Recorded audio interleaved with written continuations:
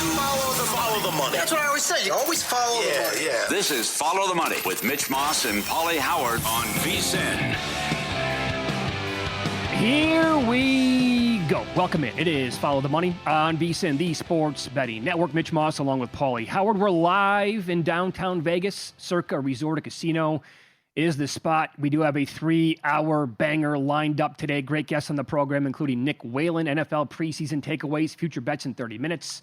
Ed Salmon's on the program, now recently retired Las Vegas odds maker and sports bettor on the show in 90 Minutes NFL there with him.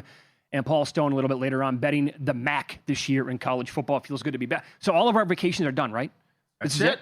So it's That's pedal to the metal until the day after the Super Bowl, basically. That's right. All right. It's a good feeling. Let's fast forward. Come on. Now, well documented here if you listen to this network or watch it all the time, but Week 1 preseason takeaways, Pauly, the Dogs were barking like crazy. 9-6-1 straight up, 11-4-1 ATS. The unders also came in, and that's, those totals were bumped up so much, and then the unders come in at 12-4, and this is a great note from Brad Powers, pro bettor, that if you steam chased every 3-point or more line move, sides or totals right before kickoff, 10-1 against the spread. You believe it? That I'm stunned by that. So am I. You got to be scared off. I mean, Miami +1 to -4.5, lost. Browns +1 to -3, lost. Jets +1 to 5.5, no good. Saints 3-point move, 4-point move on the total, 4-point move on the Vikings total. Right. Not even close. What happened? Well, I think this also look. I mean, betting quarters and halves. I think a lot of those got there, right? But full games. Okay. Negatory. Yep. Tough with the Colts. 4 turnovers. Fumbling at the 1. Cincinnati backdoor cover by the Lions. I mean, it was bad. The only thing you can hang your hat on is just Denver destroys people. That's 8 in a row now, straight up in ATS. And the only Atlanta touchdown was because Denver fumbled deep in their own territory. It's just Denver's a freight train. They're the new Baltimore. Pretty much. What they've done. And that's funny how Baltimore just continued without Harbaugh. And they got the job done, and that was a smoke show over the weekend. I made a couple of bets that, first of all, how did my Jets-Browns moneyline parlay come in? Is that a winner? Should I go up to the window and try to cash that one today? And also I had Colts team total over 10.5 in the first half, and for the game 19.5. I'm still wondering how that lost. Yep. At the 1-yard line, they were going up and down the field. The turnovers were just, it's like, oh, God, here we go. Welcome back football. They could have had 3 touchdowns easy at halftime. Right. But a loser, and that's a donkey kick to the stomach. I can't believe how bad these moves couldn't get there at all. It goes back to Thursday. Tennessee got there, but it was from pick up to 7, and then it falls 6. But this is just, it's not what's supposed to happen. You have teams that are going for it, quarterback battles, teams that are signing guys off the street, injuries everywhere, undrafted rookies starting a quarterback, and they're cashing tickets. Yep. Now, this is a great note from VSiN host Scott Seinberg, and his website is betterday.com. If you go back preseason unders since 2012, it's only 52%. But when you bump it up, because the totals, again, were so high in week 1, unders on totals of 39.5 plus 60%. The last 5 years when the total is 39.5 or more, 63% to the under, Pauly. Last 5 years. So definitely make note of that. And a bunch of other stuff that I'm wondering about is, they just want to run Jeremiah Love like literally into the ground. Yeah. What 14 touches overall in the first preseason game? What is happening here? And then he gets injured, and there was a great breakdown on X about like running backs who have a similar injury to the one that Love sustained. It's like there's a noticeable decline. Like from the numbers, he's only a rookie, obviously, but there's an impact here. I couldn't understand that. I mean, come on, guys. You took him 3rd overall. Dart, why does this keep happening? I can't believe it. I have to go to the tent again. It's the damnedest thing. Right. Yes. Is that going to be the whole narrative around that team this entire year yet again? Oh, I'm already hearing it. Everything under Giants, he's going to get hurt. He can't last the season. Yeah. Well, it's just the way that he plays football. How does he possibly rein it in? Mm-hmm. I mean, clearly, here we have last year to go on. And we're thinking, well, what's it going to look like now? New coaching staff, he comes in. Did he learn anything? Bam, right to the blue tent again immediately. And then they have so many, like the defense should legitimately be pretty damn good, but tough division. And he's not the only guy. Like the other skilled players, Scadaboo, what is his overall IQ? Neighbors reports have been really good about him, looking good. But one wrong turn and that could go sideways for him. This is, I really want to like this team overall with the talent and the new coaching staff. I can't do it this year. I've said that many times throughout the summer, and I'm sticking with that for sure. I love them under, so that's just nothing changed for me. Did you do any alts with them? Or just under 7.5? That's not bad. You could look at that. I'm considering alts on the Bears. That there's no way this is going to continue with the luck factor that they had last year in a tough division. What'd you make of that comment from Ben Johnson, though? He's out of his mind. I know. It's like every coach says, we want to make the playoffs or win the division. He comes out, I want to win the Super Bowl, win every game, set the points record, shut people out. Yep. It's calm down. You just take it easy, man, dude. I want shootouts. I want blowouts. Yeah. I want to be the highest scoring offense ever. Yeah, that's 38 a game then, the average. Yeah, okay. Sure. Yeah, best of luck with that. Think about that. The Broncos averaged 37.9 a game that year in 2013 when Manning was going up and down the field on every team in the league. But so our buddy Adam Chernoff, I get the newsletter. He sent this out. He's like, look, based on that comment, the week 1 total against Carolina was 46. I don't know. Maybe Adam was a big reason why that moved. That's sitting at 47.5 now. 46, 47, certainly a key number in NFL totals. But that moved up a good 1.5, maybe 2 at some spots. That was at 46, wiped out, long gone for week 1. And I'll tell you another observation that I had based on, talking about Jeremiah Love. They'll be fine at running back because they did, they got Connor still waiting there. They got Benson, and they also brought in Algier. My takeaway from that game is, well, first of all, the Raiders are going to be bad again on defense, but I think actually competent on offense. And aren't the Cardinals going to be the team? Ben Johnson talks about playing in shootouts. Isn't it going to be Arizona again this year? I don't know about that. I don't like the quarterback. But look at their weapons, though, Paul. Yeah, I think you could go out quarterback, though. But they could also go to Beck right away if they wanted to. I don't know about that either. Minshew looked good. Your buddy Minshew looked good. Yeah, he did. I just think the defense is going to be really, really bad. And I'll take my chances with McBride, the aforementioned running backs. You have Harrison, you have Wilson. And maybe the quarterback play is bad, but in theory, the defense is going to be so bad with that brutal schedule, you're going to be playing from behind a lot anyway. So just don't throw 4 INTs a game and put some points on the board. I looked around because Caesars and DraftKings, they have every single game up for the regular season, I think with the exception of week 18.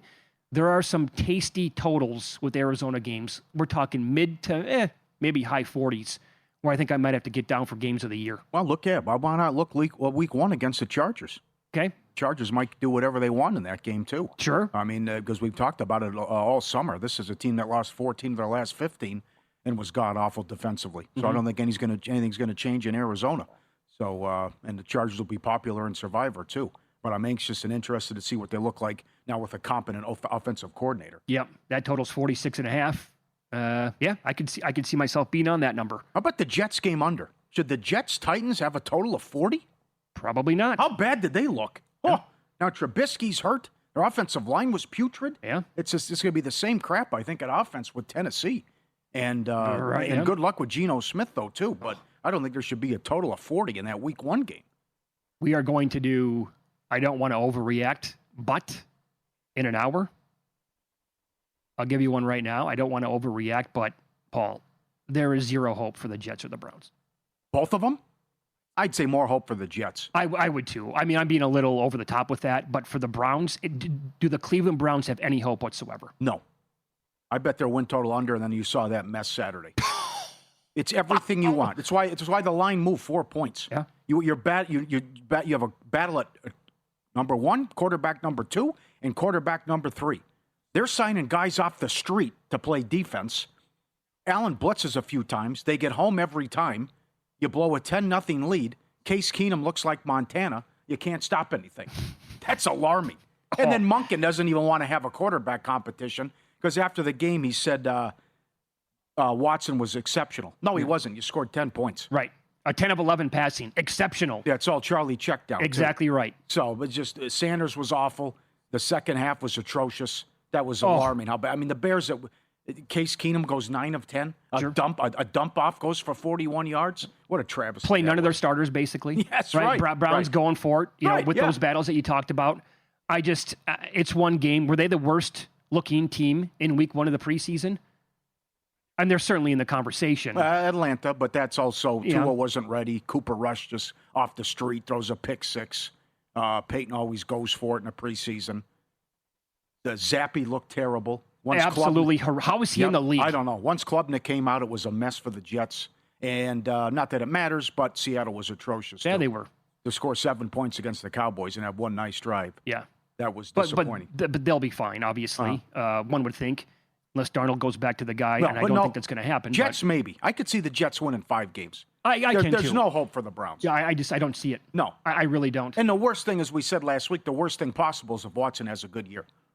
That then he's for, you can't sell it. Oh, how about a contract extension? He'd be super happy to get another that's just contract from that team. He's got to prove he can stay healthy as well. I don't think they're sold on him either, but horrible job by Sanders coming in there as well. That was just a putrid half of football. I'll compare them to a team inside their own division. Again, it's one preseason game, so I don't want to get crazy here. But how is it possible that the Browns couldn't look like the Steelers did? They were, every guy they threw in there looked awesome. Yeah. Howard, Aller, awesome. Across the board. Total bet on. That opened too low against the Jets coming up their next game. Yes, correct. I agree with that. It's, boy, oh boy, alarming already. Up next, we'll dive into Major League Baseball. What a weekend for those of you holding tickets at 10-1, 25, 100-1 possibly, for this team simply to win their division.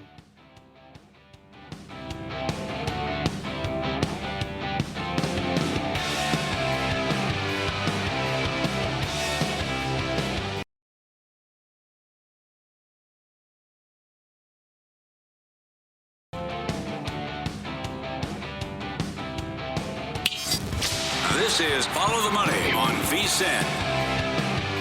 Paul, you hear it all the time.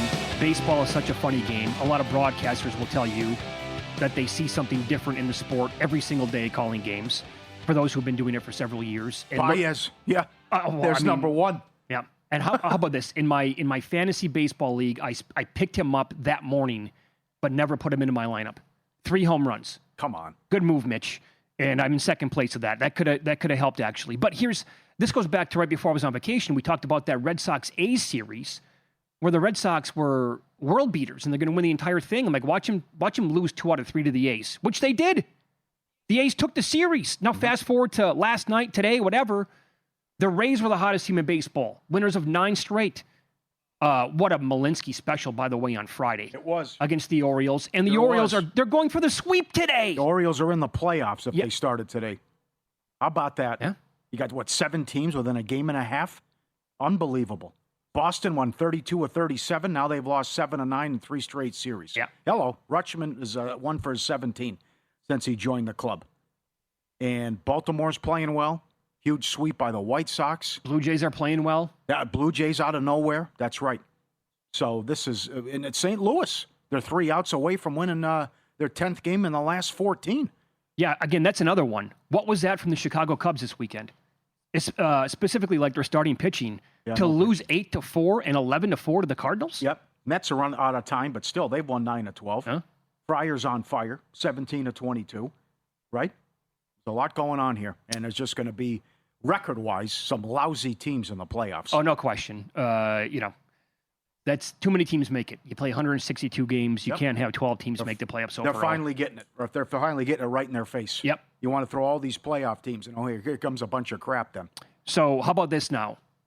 In that White Sox sweep of the Tigers, because of who was pitching in those 3 games, specifically Melton for Detroit, who was basically the hottest pitcher in all of Major League Baseball, and he got roughed up. Mm-hmm. I saw that Caesars had the Tigers minus 130 to win the series. Now, that team, Mike Palm here at Circa and on VSiN, he has the White Sox at a really big number to win the division. I know other people who have them like 10-1. I've seen tickets 25, 40, and sportsoddshistory.com. They track all this stuff. I think it was back in December, the White Sox opened up 100-1 to win the division. Good God. So I'm sure people have that as well in pocket. Okay. Just to win the division. Season high, 5.5 game lead. First time since 2008 at Wrigley that the series is at Wrigley, and the Cubs and the White Sox both are over 500. So stunning what they did, because they've been so bad on the road. Melton's human. Human finally had a bad start. Right. So I'll be up 5.5, and now it's just like, at this point, can Detroit, Minnesota, and Cleveland, or can someone even get to 500? I don't think they can. 4 games under, 5 games under, 5 games under. Texas, 3 games under. Toronto, 4 games under. Baltimore in the playoffs, 2 games under. I mean, will these teams even finish with a winning record? That's why you have to love your White Sox ticket even more. The teams behind them are inconsistent, and Detroit was playing so well, but then they come in, they get swept, and now they're 5-5 last 10. So it's right there for the White Sox, and these rest of the teams are just guard. You saw that with the Twins too. No. I mean, the Phillies made them look ridiculous. Yep. And by the way, the Twins were up 5-0 in the game yesterday. And then just forget about it, got absolutely blown. So I was running the first inning too. I would say the Tigers and the Guardians, they do have, again, in theory, I mean, it's based on the numbers, they have really easy schedules. So maybe with 6 weeks to go in the season, maybe one of those teams can actually take advantage of that schedule in front of them. I doubt it. Probably not, because at this point of the season, you kind of are who you are. Right. I was just good. Yeah, I'm with you. It's the middle of August. Yeah. If you're under 500, it's like, it's not happening. Also, so you're looking good right now hanging on to those White Sox division tickets. How about this? I mean, maybe some of the same people have them at huge numbers to win the American League. I can't even imagine what numbers. Why not them? This has been the story of the American League the entire time. Are we just going to trust the Yankees to be at full strength, to be the best team in the American League, and to win the pennant come October? I love the pitching. I mean, it'll be a different offense when they get Judge back. But and what do we do with the Red Sox now? They're so perplexing at this point. Right. Did they just completely peak too early, and then that's it? Mm-hmm. And you still have to respect the Rays, even though this strange series against Baltimore, that they can hit and the pitching solid. It's just everyone goes through it. Everyone's going to have a rough stretch. So they're just having a bad series right now and still have an awesome record. National League, how about the Dodgers? I mean, what do you want to say? They're 4 back of Milwaukee now because Milwaukee has the tiebreaker. So I don't think they're going to have a better record than Milwaukee. Atlanta has won 11 in a row against the Twins, by the way. That series starts. So they have a lot of work, and I'm glad. I don't know what took so long, but Dave Roberts finally lit into him. Tucker's dropping fly balls. Why is Diaz your closer still?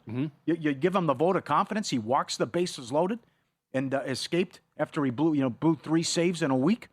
So it's just a listless effort out there by the Dodgers going back, and they better get right, and it better start tonight. Now, 260 on the road. I know. Against the number 1 pitcher ROI in all of baseball in Sagano, but they got to get their act together. Paul, you can get, and Snell's off a great game, 10 strikeouts, obviously, playing at Coors tonight, but you can grab plus 1.5 runs with the most profitable pitcher in baseball and get plus 145. Maybe there's a plus 150 out there. And then you have to win the game outright. Just lose by 1 run, you're good to go. I don't hate it. Well, at that big of a plus price. Snell's been bad at Coors' career, ERA of 6. You have that as well. And it's got to be an Ohtani game. He's hitting 600 career against Sagano, 3 home runs and 8 at-bats. Oh. So I think I saw it with Caesars. The total basis was 2.5. Crazy here. Well, he should feast tonight. And PCA homered yesterday, so Ohtani would probably like to match that because you know that he wants to win the MVP again. And I'll have more on that coming up in about 45 minutes, but the odds did change there when they threw around the idea of Ohtani coming back in that game. So here's my question about the Dodgers. First of all, the day, the Saturday before the deadline, when the Dodgers got Skubal, the odds moved on the Brewers, still at the better record at the time, to 5-1 to be the 1 seed. They were 5-1. We brought it up on the air and we discussed it for Milwaukee to be that number 1 overall seed in the National League. So I'm just curious about the Dodgers. It's not a takeaway from losing 3 out of 4 to the Brewers, which was not pretty for LA. It's more about, we're talking now since the All-Star break, last month and a half, et cetera. Are we going to look back at like this moment right now, this period of time throughout the regular season in the playoffs and say, should have seen it coming? Like the signs are there that it's just not going to be the Dodgers' year? Or is this going to be like last year when they had to go to the Phillies and play in round 1, never had a bye, and okay. I don't think they're going to have a bye, though. I don't think so either. That's why I think they could I don't go think down. so either. And also, I think they're just doing this. We'll flip the switch in October. I don't know if it's going to be that easy. I think it could backfire as well. That's right. I think some of these teams that might be in their way in the National League going to be a little bit stiffer competition than last year. Yep. We saw this. I mean, Phillies would be a tough matchup. Oh, yeah. Cubs would be a tough matchup right off the bat. Braves, yeah. Milwaukee in the next round, or NLCS, whatever it's going to be. And so if the Dodgers get the Brewers in any sort of a series in the playoffs, they have to match it up so Yamamoto goes against Mizorowski. They have to. Otherwise, the Dodgers will not beat Jacob Mizorowski. And I could eat those words later on. That is such a clear edge, and he dominates this team now. This is not a one game off. It's like plenty of, he hasn't been around for 20 years, obviously. But in the sample size that he has against this roster, crushes him, kills him. And they have no answer for him. Yamamoto is the one guy on the team that could match him. And he's probably the biggest big game pitcher in this sport right now. We don't know about Miz, obviously. But I'll take my chances with him against this team. Other than that, you throw anybody at the Brewers, and I don't even love their offense at all. But that's Milwaukee's game. Well, that's been the problem, though. They can't get anything going offensively against the Dodgers, going back regular season and playoffs. And if Diaz doesn't bail them out in one of the games, the starters have been so good. But it's about time. Blown both. I know. It's about time Roberts finally said something. 4 or 5 of below-average production in the offense. We haven't played clean baseball for quite some time, and it speaks to the defense. Well, they look old, too. 5-11 in the last 16 games. Swept by the Red Sox and the Cubs, lost to Arizona and the Brewers. Since July 1st, they're 18-21. That's a bigger sample. Sure. That's some good numbers right there as well. And also, we saw yesterday, so they did not get Skubal, the Brewers, but man, oh man, Miz into Logan Henderson, pretty damn good. Good. All right, most people think sports betting is about picking winners. Ungambled is built on a different idea. Match betting and arbitrage, a tool that teaches you how to use sportsbook bonuses and promotional offers to capture value, whether or not your side covers. And Ungambled backs it up. If you don't turn a profit on your bankroll in 8 weeks, they'll refund your membership. Start with the free guide at ungambled.com/VSiN. Ungambled.com, code VSiN, 10% off at Ungambled. Good luck. All right, you can always get in touch with the show. Email is ftm@vsin.com. Instagram as well, VSiN Live. I'm at Mitch Moss. He's at Pauly Does Vegas on Instagram to reach out there. NFL's up next. Takeaways from week 1 of the preseason and future bets as Nick Whalen joins the program from Prop Points here on VSiN and RotoWire coming up next.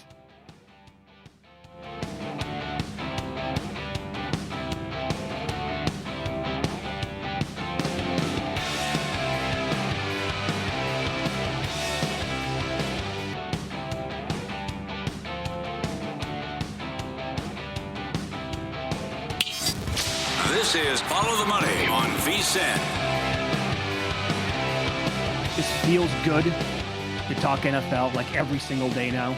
And we continue that now by going out to the Progressive guest line as Nick Whalen joins the program, does a great job Monday through Friday with Prop Points here on the network, also with RotoWire. The show here is at 1 o'clock Eastern time. Nick, thanks for the time today. How are you? I'm great, guys. I'm great. It's good to be back in this routine. Like you said, good to be able to talk NFL and not feel like we're just shoehorning it into the show every day. I think we've officially made it. I think so, too. You can almost taste it right now. So let me run this by you. And I'm using DraftKings right now. The odds to win the NFC North, the Lions are plus 170. Packers second shot ahead of the Bears. I'm not sure about that. I know the Bears' schedule is more difficult, but they're a better roster in my opinion. Bears are plus 305. Vikings plus 510. Overall, what's your take on this division, Nick? Yeah, there are 2 teams in the NFC North that I really like, and they are Detroit and in Minnesota. Chicago, to me, is a little bit of a black box. I am here in Wisconsin, so maybe there's just a little bit of hesitancy to actually buy in on a Bears team. But I think if I'm in on 2 of those teams and I'm kind of neutral on the Bears, that means I have to be down on the other team, which is, of course, the Green Bay Packers. And I think there's still plenty of talent on this roster, guys, but it feels like a lot of the depth that has kept Green Bay afloat amid injuries, amid up and down play, losing games 2 or 3 times every year that they have no business losing. That depth has been able to keep them afloat and at least put them in the wild card mix every single year. I just wonder what happens. They're going to be without Micah Parsons to begin the year. We'll see how many games they get out of Tucker Kraft. I know he's ahead of schedule in his recovery, but the way he plays, you always worry about him. Jordan Love has been banged up. Like, who knows what's going on with Josh Jacobs? I just have a lot of question marks right now about the Packers. And I do wonder if we're going to look back and say, last year, if they had been able to stay healthy, maybe that was their opportunity. And maybe they've been passed up by some of these other teams in the division. Minnesota is probably the team I'm most above market on. I'm not going to go as far as to say they're going to win the division because I think the schedule is just so favorable for the Detroit Lions. I think that offense is going to be back to firing on all cylinders. But the party line for me, guys, has been we just cannot underestimate how much of a competency bump Kyler Murray is going to bring to this offense. And it's not because I'm a huge Kyler Murray fan. It's just look at the quarterback play last year. I mean, it was Max Brosmer. It was Carson Wentz. It wasn't just J.J. McCarthy. This team still won 9 games despite having bottom 3 quarterback play. They were bottom 5 in the NFL in offensive EPA, in passing yards, in first downs, and yards per attempt. They also led the NFL in turnovers. So not only were they going 3 and out all the time, they were also turning the ball over at a high rate. And because they couldn't throw the ball, because they had no threat at quarterback, the running game completely fell apart. So I think even if Kyler Murray can just come in and give you league average or slightly below league average quarterback play, there's still a really high floor for this Vikings team. Excellent. How about the AFC West? And some people sleeping on Denver, I think. They're the third choice to win that division. How do you see the West playing out? Yeah, the West is really, really tough to me. I'm with you. I think Denver's probably a little bit underrated now. A lot of things broke Denver's way last year. I didn't think Bo Nix really took a leap forward at all. And yet they still had a better regular season than they did 2 years ago. But that defense has just been so dominant and so consistent. And, maybe they're hit with injuries or something this time around, but it's hard to see why that would fall off, in this third year with Bo Nix. I'm not sure I'm buying the Chiefs right now as the favorite. I understand why they're the favorite at plus 160, but it still feels to me like the way this team is constructed is you're going to need superhero play out of Patrick Mahomes week in and week out. And for a good 4 or 5 year span, that worked out for the Chiefs. It feels like that's all come crashing back down the last couple of years. And I know they've made some improvements. I think some of the changes on defense, bringing in Mansour Delane to help, solidify that secondary, that'll help. But you're in a really, really competitive division. I mean, there are going to be no free wins when you're playing the Chargers, playing the Broncos. They have a difficult schedule as always. So I'm not buying the Chiefs at plus 160. I think Denver's probably the best value if you're looking at winning that division. The Chargers on paper look great. If they can avoid injury like last year, I think they'll be in that mix. I'm very excited about what Mike McDaniel can bring to that offense. I still kind of want to see it in practice before I just anoint that team. Totally fair. Follow the money on VSiN, the Sports Betting Network. Our guest, Nick Whalen. He is on the Progressive Guest Line. You get his show along with Jeff Erickson called Prop Points, Monday through Friday at 1 o'clock Eastern right here on the Sports Betting Network. Where were you at either fantasy or season-long prop betting potentially with Jeremiah Love before the injury, and where are you at with him today? I was a little bit cooler on Jeremiah Love. Part of it was I just didn't love the pick necessarily. I actually think Arizona is slightly underrated as a fantasy landing spot. I think we talk about them as this team with a 3.5 win total. They're down at the bottom. They're a level ahead of a team like the Dolphins. To me, I would put them maybe a little bit closer to the Raiders. And I think you could argue that there's more offensive talent on this roster, even though they were losing every single week with Jacoby Brissett. Last season, they were still putting up points. They were still in games. They were still competitive. So I don't really see a reason why that can't be the case again this year. As far as the injury, though, I mean, I don't think we're going to see Love the rest of the preseason. And, maybe he wouldn't have played much anyway. That's not that big of a deal. But not being able to practice for almost a month leading up to week 1, that's a concern for me. Just not getting those reps. Is he going to be rusty to begin the year? Arizona also has a brutal schedule in terms of the defenses they face. The first 4 or 5 weeks of the season, there aren't really great fantasy landing spots for him. Now, I'm not sure I'm buying what they're telling us as far as, we want to get James Conner involved. We want to have a ton of Tyler Algier. When you spend a top 5 pick on a running back, I think there's an obligation to use him. I mean, there's a reason he touched it 14 times in the first half of that game on Thursday. So usage-wise, I think it'll be fine. But I think this could ultimately end up looking a lot like Ashton Genty last year, where we still feel good about the player and we feel good about the workload. But, ultimately the situation is probably going to drag him down. I will say, though, the big difference between those guys is you could get Jeremiah Love now in the 3rd round, even into the 4th. Whereas last year, if you wanted Ashton Genty, you might have had to take him with the 10th, 11th, 12th overall pick. Okay. You gave out Stripling at 33-1, offensive rookie of the year. With Pearsall out for the year, great Shanahan offense. He looked fantastic and had 7 catches on Thursday night. I think this is a good ticket. State your case that this guy could be in for a big year. Well, first and foremost, I mean, this was 33-1 on FanDuel, 20-1 at DraftKings. So even as we get closer to week 1, you're still seeing some pretty major pricing discrepancies with some of these futures plays. You know, you laid it out well. I think we trust the offense. We trust the coaching. We trust the quarterback play in San Francisco. I am not high on Mike Evans. He was the number 1 guy on my do not draft list this year in fantasy football. There's just a very, very short list of players who have produced at a high level at this point in their careers. You know, maybe it gives you some touchdowns, but I don't think he's going to be a reliable number 1 option week to week. Like you said, Pearsall's out. Christian Kirk, we'll see. You know, he keeps bouncing around. He keeps getting hurt every year. I think there's a realistic world in which Stribling ends up basically as the number 1 receiver by accident for the Niners for like half of the season, depending on how their injury luck goes. And then the other part of the equation for me, guys, is you look at some of the bigger names, some of the receivers who were drafted early in round 1. I like a lot of these players. I don't really love the landing spots. Like, are we that high on Carnell Tate in Tennessee? Jordan Tyson? Like, I like the Saints. I like Tyler Shuck, but ultimately he's a distant number 2 to Chris Olave. He has injury concerns. Mekhi Lemon, you know, we'll see what kind of impact he makes in year 1. There's not an obvious, oh, this guy's going to hit the ground running. He's going to put up 1,300 yards and 10 touchdowns right away as a rookie type of player in this class. So I think the race could look a lot like last season where, yeah, Tedero McMillan was fine. He won the award. It wasn't Jamar Chase. It wasn't Odell Beckham who ran away with it their rookie seasons. I just think the bar to win it is going to be a little bit lower than it's been for the most part over the last decade. Yeah, I'm right there with you. I don't like this year's draft class, to be honest. And I think, I mean, holding 33-1 right now and Stribling is obviously a fantastic number, and the potential of him in that offense could be off the charts. What does your portfolio look like overall in terms of other bets that you have with awards? Did you do anything with MVP, Offensive Player of the Year, Coach, any of it? Yeah, MVP is one where I'm willing to take long shots. So some of the names that I've been looking at and talked about on our show, it starts with Jalen Hurts to me at 28-1. I know it's not a popular opinion. I'm still a Jalen Hurts supporter. I do think the A.J. Brown thing could be addition by subtraction as far as just allowing the Eagles to play how they want to play and not feeling like there's this obligation to get A.J. Brown involved every other week. So maybe we go back to Jalen Hurts from a few years ago when he was runner-up for the MVP.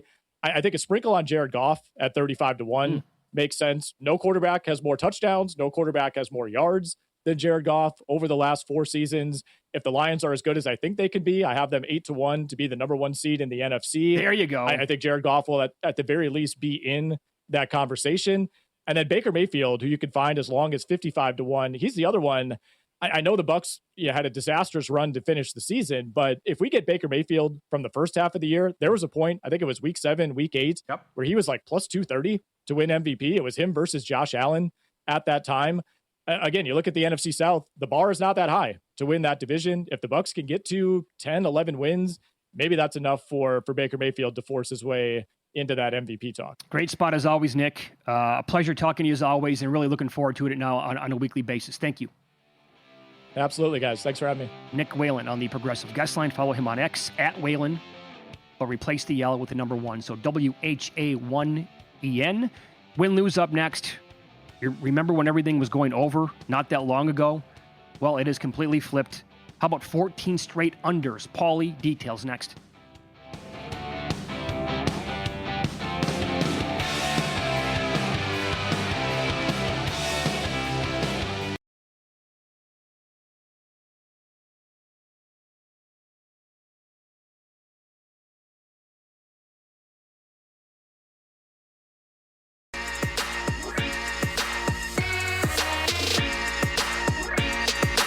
Win Some, Lose Some is sponsored by the Sharp Plays.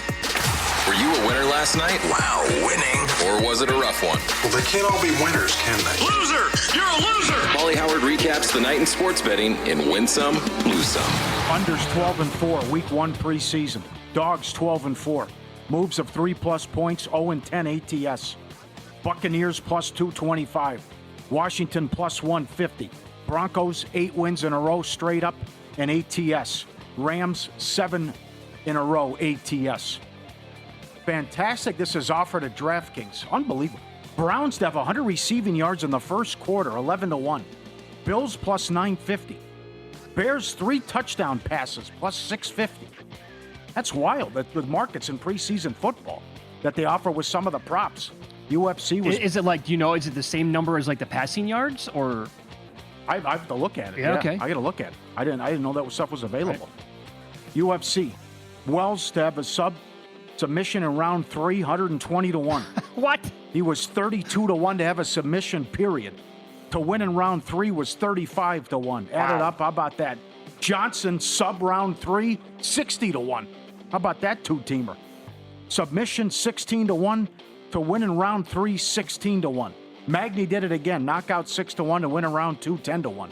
Gore by decision, 4-1. Stolfus, submission, 15-1. What was going on this card? To win in round 2, 25-1. Oh, those are crazy numbers, man. What a way to start your career for Baez. First 3 appearances of your career, 3 home runs. I didn't. Who knows what 3? I didn't see it. Probably not. Yeah. 2 home runs was 78-1. Arenado 55-1. Scheffler runs away with it plus 450. Here's what Mitch was talking about after a 25-8 overrun. 14 straight WNBA games have gone under. There's 1 game on the slate tonight. 14 in a row, some of them not even close. Fever plus 2.5 to minus 1.5. Beat the dream. Soccer's back. So is the Butcher. Meat Man, 4-0-1 with a bad push. MK Dons gave up a goal in the 95th minute. Good job, Meat Man. Awesome. West Brom 3-1 outright. Championship League overs 8-2. Fleetwood Town plus 330. Subscribe, be part of the team. VSiN.com. Our radio and podcast friends. You always want to see these tweets and videos. At Pauly Does Vegas on Instagram. Send them in. We'll put you on. Sean hit this before the show. Playing Ultimate X. 50 Cent in the middle. He had it 4 times. Got dealt for the Royal and popped the middle one. $8,000. 20 minutes later, same machine.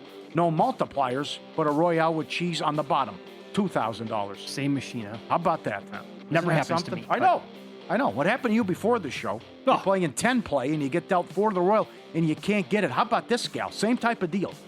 Although she's playing in dollars. For the Royal dealt, look at all the 10 times. Can she get one? It's $40,000 if she can get one. 3 of them are 10 times. Bam! Right there. There it is, Mitch. Why didn't you do that before the show? So, yeah, I was playing 10 play for a quarter, by the way, not $1. For a quarter. Dealt 4 clubs to the Royal. 12 times upper right corner. They threw me the 9 of clubs. That would have been $12,000 right there to begin the day. Look at that. $40,000, I know. Imagine if she gets that dealt. That's incredible. You got to get one. 1 out of 10. Come on. Yeah. Got to get one. Paul, I can go on a rant about this at some point. But I'll save it for a little bit later on. It's incredible how often the bad news is there for you. It's an end of an era. An all-time run, an iconic family steps away. Dr. Buss and then the family, the Lakers won 11 championships. Today they decided to sell their remaining 17% stake to Kushner and Bob Iger. Jeannie Buss will no longer have the needed ownership percentage to remain governor. So they are out. So it's what, $12.5 billion, and you had 18%, and then you whack it up 6 ways. There's 6 kids left, in addition to what they sold when they got the $10 billion a year ago. Are they going to be okay? I think they'll be all right. Yeah, all right. They'll make it. That's it for the Buss family. Lose some. I wonder if they regret selling now originally. No kidding. Why didn't you wait a year? Right. I know. Well, by the way, that Walters guy. Not good. No, this is not trending well. No. I'm just going to take insurance money and other people's money and buy sports teams? Did you see this? He's selling. What's going on here? No kidding what's going on. Falcons now a 1-15 ATS run at home in the preseason. Okay. Chiefs have lost 7 in a row. Dolphins +1 to -4.5. Browns +1 to -3. Jets +1 to -5.5. Saints +1.5 to -2.5. Under 38 down to 34. Denver, Atlanta over 37 up to 40.5. Minnesota, New York over 30.5 up to 41.5. It got to 42.5. All no good. And one bad beat, Browns, Bears under. That lunatic, Ben Johnson. Who was in the game? It was like a 4-string quarterback. I can't remember. He's throwing the ball up 17. with 4 minutes left. No, he doesn't. They go care. down the field and score. Again, he wants to set the all-time points record, he said. Yeah, football season is here. Sharp money already moving. Exclusive data feeds from 4 major books. Thousands of sharp bettors and pro syndicates tracked in real time before the market moves, and it's filtered and sorted by version 6.0 of their AI model. Every play logged, every result public, goes back to 2011. Their record gets audited daily by their own haters. No steam chasing, no stale trends, no recycled plays. Get up there, get the Telegram, follow them. They do an excellent job. Sharpplays.com. AP poll was released today for college football. Pat Forty, friend of the show, tweeted this out. First time since 2015 that no SEC team got a number 1 vote in the preseason poll. Ohio State got 4. Are you surprised by this? Like almost the runaway number 1 team in the country after how much they lost? I know, I get it. It's the Buckeyes, so all they do is retool. I'm surprised that Indiana is like 6, but got a lot of first place votes. There you go, yeah. And then what, Alabama first time, and how long they're not in the top 10? I think that goes back to 2008. Wow. There it is. Yep, 13th. So I don't get the Texas stuff. The Sharks got to prove it to me. Win a big game once. How about this? One time win a big game. Yeah, I would agree. 20, maybe some betting takeaways here on Ohio State. 20 of the last 22 preseason number 1 overall teams have failed to win the national title. The last team to do so, Alabama, was number 1 in 2017. They won the whole thing. Ohio State 6-1 to win it. Julian Edlow, some good numbers here from DraftKings. In 22 of the last 23 seasons, at least one team in the preseason top 10 has finished the year unranked. We've talked about that before. Yep. So who was it this year? LSU's not top 10. Texas A&M would be my go-to team there. The one that would finish unranked. It was a doozy last year. 3 of them. Yeah. The Penn State and Clemson misses were just all time with how bad those universities were. And in 29 of the last 32 seasons, at least one team that was not in the preseason top 25 went on to finish the season ranked in the top 10. So that will probably happen yet again this year. And no Clemson, by the way, in the top 25. First time since 2011. How the mighty have fallen there. Ooh, long time. Yeah. No doubt. And it's the 4th time in the last 34 years that Notre Dame has been ranked in the preseason top 5. The Irish finished the season ranked 17th or lower in each of the previous 3. A lot of hype. Can't handle it in previous years. Over 11.5 plus 150. Incredible. $8 to make the playoffs. Mm-hmm. Are they in at 10-2? I think so, yeah. They lost to BYU and BYU and Miami, if those are the losses, we'll see. I heard might get it done. I would think so. GBT was talking about this earlier on Money Moves. Is that thing going right now? Is this start now? They're automatically in if they're at a certain top 12 or whatever it is. Automatically I believe in? Is, yeah. Okay. Yep.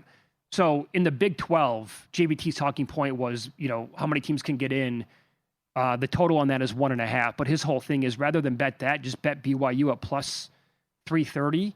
And they have a manageable schedule outside of hosting Notre Dame. They also play the Holy War, obviously, against Utah, but he likes them in that game. And his point was if BYU loses to Notre Dame in the regular season and then loses to Texas Tech in the Big 12 title game, and that's it, they win every other game, are they in with 2 losses? If it's a close game at home against Notre Dame, but they lose. At plus 330, that's assuming that, will they take another team from the Big 12? Because are we going to get 4 teams from the Big 10? Are we getting 4 from the SEC? I don't think the Big 10's getting 4. No? I think they get 3. Yeah. But I think finding a 4th team is kind of tough. How about I don't know about the USC love. That's kind of perplexing as well. They have to go 10-2, right, to get in? Yeah, their schedule's brutal and yeah. And all, so you can, it's middle of August here, but for a fact that people are going to be shouting from the mountaintops to get a 9-3 team in from the SEC. Mm-hmm. That'd be a good prop. A lot of people have said it on the network. Uh-huh. Will a 3-loss team get in? That's an excellent idea for a prop. So when you're trying to find who's going to make it, that angle again, that has to play out exactly like that. And maybe they beat Notre Dame. Who knows? But and speaking of BYU, there 0 hope already for NFL teams, and the Dodgers are in trouble. I don't want to overreact, but is up next on Follow the Money. It's VSiN, the Sports Betting Network.